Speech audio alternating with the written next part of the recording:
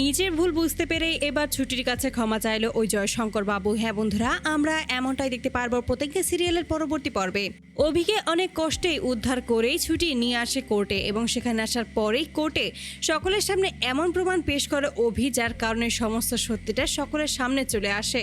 আর এতে করে প্রমাণ হয়ে যায় যে আসলে সেদিন দেবদত্ত বাবু সম্পূর্ণ নির্দোষ ছিল, সে কোনো কিছুই করেনি, তাকে উল্টো ফাঁসানো হয়েছে। আর এই সমস্ত প্রমাণ যখন দেখিয়ে দেয়, ঠিক তখনই সেখান থেকে পালানোর চেষ্টা করে ওই রুদ্র এবং রুমা, কিন্তু তার আগেই তাদের সবাইকে ধরে ফেলে। আর ঠিক তখনই ইন্দ্র মনে মনে বলে যে অবশেষে তাহলে এটা প্রমাণ হয়েই গেল যে আপনি আসলে কালপ্রিট, তাই না?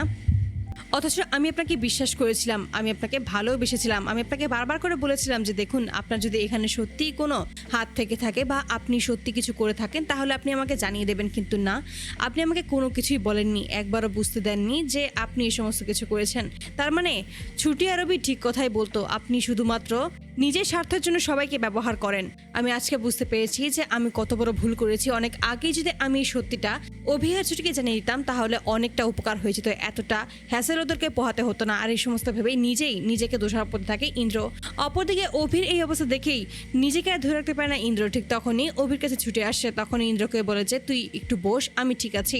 এই বলে একে একে তার কাছে থাকা সেই সমস্ত প্রমাণ তুলে ধরে। আর এতে করে প্রমাণ হয়ে যায় আসলে ওই রুমা এবং রুদ্রপ্রসাদ তারা কতটা ভয়ঙ্কর কাজ করতে পারে, এবং তারা ওই খুনটাও করেছে, আর যার জন্যই দেবব্রত বাবুকে ফাঁসানো হয়েছে। সকলের সামনেই দেবব্রত বাবুকে যখন নির্দোষ প্রমাণ করা হয়, ঠিক তখনই সেখানে দেখা যায় জয়শঙ্কর উপস্থিত ছিল। এরকম একটা ঘটনা দেখিয়ে তখন সে একটু অবাকই হয়ে যায়। তার মানে কি সেও এই বিপদে পা দিতে যাচ্ছিল, আর তার জন্য কি ছুটি বারবার করে তাকে বাঁচানোর জন্য অনুরোধ করেছিল, তার জন্যই কি ওরকম ব্যবহার করেছিল, আর আমি উল্টো ছুটিকে দোষারোপ করেছি? না, এটা কোনোভাবেই হতে পারে না। তাই যেভাবেই হোক আমাকে ছুটির কাছে ক্ষমা চাইতেই হবে। ছুটির সাথে আমি যা করেছি সেটা একদম ঠিক হয়নি, তাই আমার ভুলের জন্য ও কেন শাস্তি পাবে? ওকে আমি অনেক কথা শুনিয়েছি, এই মেয়েটা আমাদের পরিবার জন্য অনেক কিছু করেছি, কিন্তু আমি উল্টো ওর উপরই দোষারোপ করেছি, ওর উপর আঙুল তুলেছি, অপমান করেছি, অপদস্থ করেছি।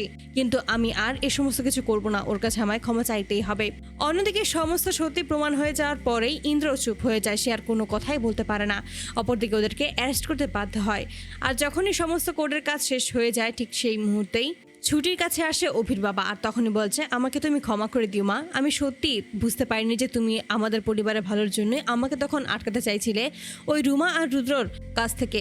ঠিক তখনই ছুটি বলছে না বাবা, আপনি এভাবে আমাকে বলতে পারেন না, আমি তো শুধুমাত্র আমার দায়িত্বটুকু পালন করার চেষ্টা করেছি। হ্যাঁ, এটা সত্যি কথা যে আমার বলার ধরনটা এবং বোঝানোর ধরন সম্পূর্ণ আলাদা ছিল, আমি অন্যভাবেও আপনাদেরকে বোঝাতে পারতাম।